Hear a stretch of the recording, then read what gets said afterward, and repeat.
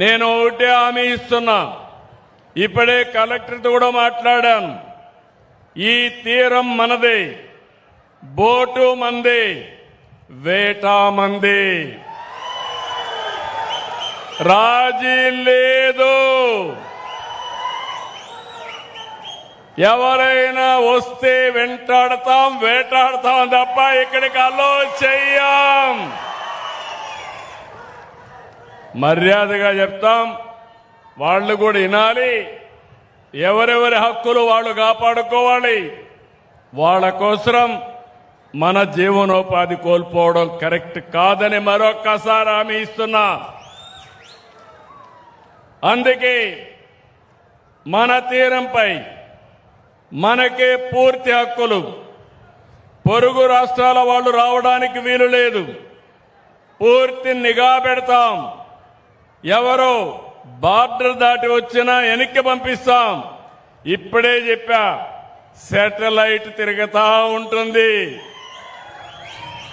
Boat enter అవుతానే కలెక్టర్కి message వస్తుంది. అక్కడి నుంచి ఎవరిని అలో చేసే పరిస్థితి ఉండదని మరొక్కసారి మీ అందరికీ హామీ ఇస్తున్నా. మొన్నటి వరకు పెట్రోలింగ్ బోట్లు అడిగారు. ఇప్పుడు అంటున్నారు ఇది కాదు, ఒక 200 మెకనైజ్డ్ బోట్లు ఇస్తే మన సరిహద్దుల వరకు ఎంత చేపలుంటే అన్ని చేపలు పట్టుకొని మేమంతా కూడా విదేశ మార్కెట్లో ఉత్పత్తి ఎగుమతి చేస్తామనే పరిస్థితికి వచ్చారు. తప్పకుండా 200 మెకనైజ్డ్ బోట్లు శాంక్షన్ చేయడానికి నేను సిద్ధంగా ఉన్నా.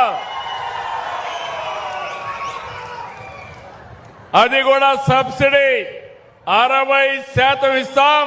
మిగిలింది రుణాలు ఇప్పించి మిమ్మల్ని ఆదుకుంటాం. అందుకే మళ్ళీ చెప్తున్నా, తీరం మనదే, బోటు మనదే, వేట మనదే. ఇది సిబిఎన్ మాట.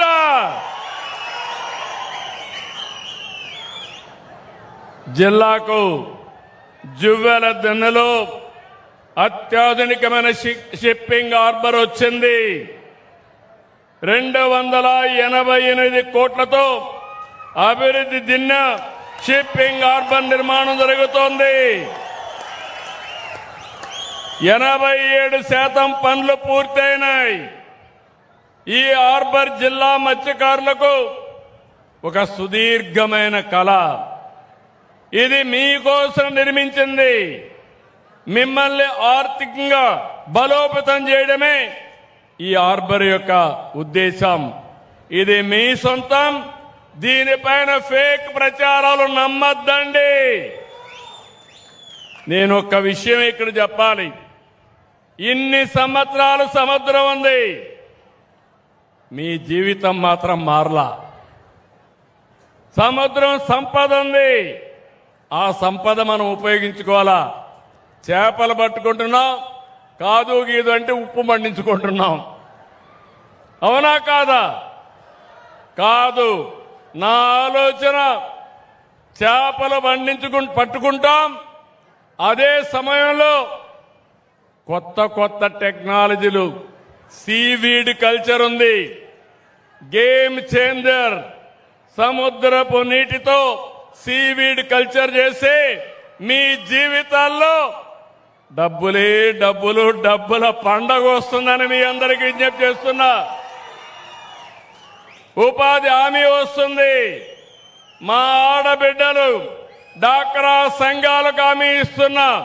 మగవాళ్లు వేటకపోతే మీరు సీవీడ్ పండించి దాన్ని అమ్ముకుంటే ఆదాయం పెంచే మార్గాన్ని చూపించే బాధ్యత మీ అన్నగా నాదని మరొకసారి మా డాక్రా సంఘాలకు హామీ ఇస్తున్నా. రెండోది, సముద్రం మన అదృష్టం.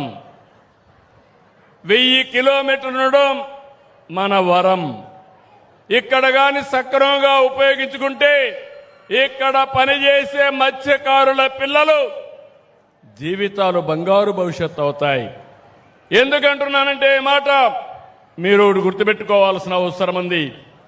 నాగరికత ప్రారంభించింది నీళ్లు ఎక్కడుంటే అక్కడ. ఆ రోజు కృష్ణా జిల్లా ఉంది, విజయవాడ పైకొచ్చింది, ఇక్కడ సోమశిల వచ్చింది, నెల్లూరు జిల్లా పైకొచ్చింది, గోదావరి వచ్చింది, రాజమండ్రి గోదావరి జిల్లాలు పైకొచ్చాయి. ఇప్పుడు నేను ఆలోచించేది ఈ సముద్ర తీరాన్నంతా ఉపయోగించుకుని మా మత్స్యకారుల జీవితాల్లో వెలుగు నింపే బాధ్యత నేను తీసుకుంటానని మీ అందరికీ హామీ ఇస్తున్నా. సముద్రం లేకపోయే చొరవ, సాహసం, రెండోది మీకుండే మెలకువలు. నన్ను సముద్రంలో పోతే పోలేను, నువ్వు సముద్రంలో పోతే ఏ అల వచ్చినా ఎంత స్పీడ్గా వచ్చినా దాన్ని సమర్థవంతంగా ఎట్లా ఎదుర్కోవాలో నీ పుట్టుకతో వచ్చిన విద్య, నీ పెద్దలు నేర్పించిన విద్య. అలాంటిది మీకందరికీ చదువు చెప్పించి మీ పిల్లల్లో మెలకువలు పెంచితే మీరందరూ కూడా రేపు టూరిజం వస్తే ఈ ప్రాంతం అంతా ప్రపంచానికే ఒక హబ్బుగా తయారవుతుంది. మా మత్స్యకారులకు ఉపాధి వస్తుంది. ఇంకో పక్క ఒక పక్క చేపలు పెంచుకుంటూనే నేను ఇంకొక కూడా నిర్ణయం చేశాను. ఈ యొక్క చేపలు మంచి ఆహారం. మళ్ళీ మళ్ళీ చెప్తున్నా, ప్రపంచమంతా ఎందుకు కొంటున్నారంటే ఇప్పుడు ఎక్కువగా కార్బోహైడ్రేట్స్ తింటున్నాం. బియ్యం అంటే కార్బోహైడ్రేట్, అది తింటే షుగర్ వస్తుంది. షుగర్ వస్తే గేట్వే ఫర్ ఆల్ డిసీజెస్, అన్ని రోగాలకు గేట్వే. అదే గాని మా మత్స్యకారులు పండించిన చేపలు తింటే ఇది ప్రోటీన్. ప్రోటీన్ తింటే డయాబెటీస్ రాదు. డయాబెటీస్ రాకపోతే మీ ఆరోగ్యం బాగుంటుంది. నేను ఈ మధ్యకాలంలో రైస్ తినడం మానేశా. నేను తినేది ప్రోటీన్ తింటున్నా. ఆ ప్రోటీన్ పండించేది మా మత్స్యకారులని మరొక్కసారి విజ్ఞప్తి చేస్తున్నా. ఇంతవరకు మార్కెట్ చేసుకోలేకపోయాం. నేను మీ అందరికీ మార్కెట్ మేనేజర్గా పనిచేస్తా. మీ చేపలకు గిరాకీ సృష్టించే బాధ్యత నాది, అమ్మించే బాధ్యత నాది. నేను చెప్పిన మాటలు విని మీరు కూడా నా మాట వింటే మీ జీవితాల్లో తిరుగులేని విజయాన్ని సాధించి పెట్టే బాధ్యత నాది.